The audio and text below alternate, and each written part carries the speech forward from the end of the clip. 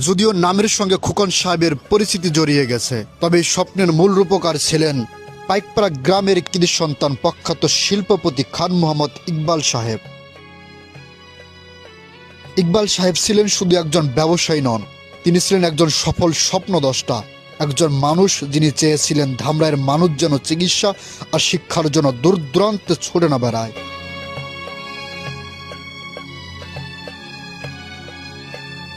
তার স্বপ্ন ছিল এখানে গড়ে উঠবে একটি আধুনিক মেডিকেল কলেজ, একটি পূর্ণাঙ্গ হাসপাতাল কমপ্লেক্স, যেখানে মানুষ পাবে চিকিৎসা, পাবে শিক্ষা, আর আলোকিত হবে অসংখ্য জীবন।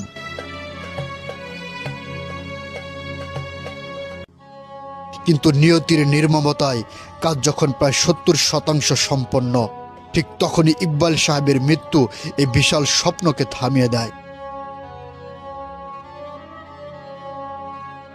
আর সেদিন থেকেই থেমে যায় কোটি কোটি টাকার একটি স্বপ্ন, জন্ম নেয় একটি অসমাপ্ত ইতিহাস, যা আজও নীরবে চাপা পড়ে আছে এই পরিত্যক্ত দেয়ালগুলোর ভেতরে।